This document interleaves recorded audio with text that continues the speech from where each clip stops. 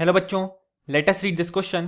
This question says the ratio of oxygen atom having -2 and -1 oxidation numbers in S2O8 2- is. So इस question को solve करने के लिए हमें जो की कॉन्सेप्ट रिक्वायर्ड है वो है structure of peroxo disulphate ion. So हमारे पास जो आयन गिवन है S2O8 2- उसे हम परऑक्सो डाइसल्फेट आयन बोलते हैं. सो इसका जो स्ट्रक्चर है वो कुछ इस तरीके से होता है. S double bond O double bond O-, then यहाँ पे एक परऑक्सी लिंकेज प्रेजेंट होता है, then again sulphur double bond O- और डबल बॉन्ड O.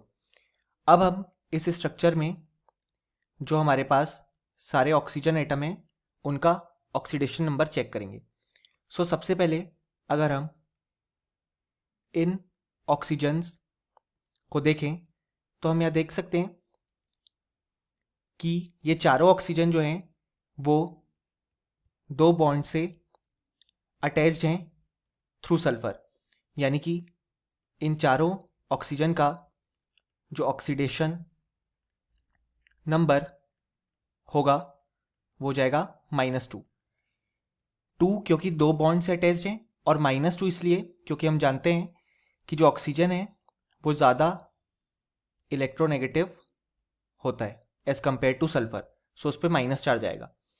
अब हम देखेंगे ये वाले ऑक्सीजन, जो हमारे ऑरेंज वाले ऑक्सीजन है जिनको हमने ऑरेंज बॉक्स से मार्क किया है उसको हम O1 बोल देते हैं. अब अगर हम देखें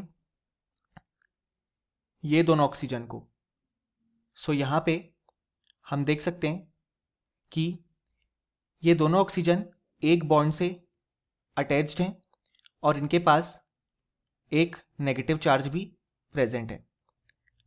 सो हम बोल सकते हैं कि इन ऑक्सीजन को, जिनको हमने O2 से रिप्रेजेंट किया, उनका ऑक्सीडेशन नंबर जो है वो भी है -2.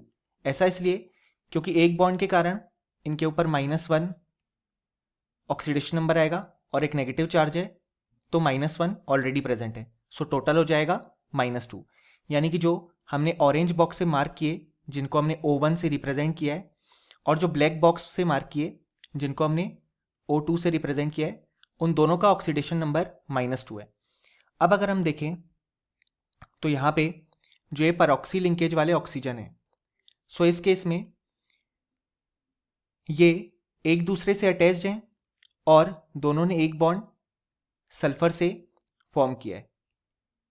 सो अगर हम इनका ऑक्सीडेशन नंबर फाइंड आउट करें जिनको हम O3 से रिप्रेजेंट कर रहे हैं क्योंकि ये थर्ड टाइप ऑफ ऑक्सीजन है यहाँ पे, सो इनका जो ऑक्सीडेशन नंबर है वो हो जाएगा -1. अब यहाँ पे -1 इसलिए क्योंकि जो ये खुद एक दूसरे से जुड़े हैं उसके कारण उनके ऊपर 0 ऑक्सीडेशन नंबर प्रेजेंट है क्योंकि दोनों एक दूसरे से ही अटैच्ड हैं. लेकिन इनके पास ये एक सल्फर से जुड़ा हुआ बॉन्ड भी है, सो जिसके कारण इनके ऊपर जो 0 ऑक्सीडेशन नंबर था उसमें -1 ऐड हो जाएगा क्योंकि 0 आया जो इनका परऑक्सी बॉन्ड था उसके कारण, और -1 आया क्योंकि सल्फर के साथ उन्होंने बॉन्ड बनाया. सो नेट ऑक्सीडेशन नंबर हो जाएगा -1. अब इनके पास -1 इसलिए आया क्योंकि जो ऑक्सीजन है वो हमने देखा कि ज़्यादा इलेक्ट्रोनेगेटिव होता है सल्फर से.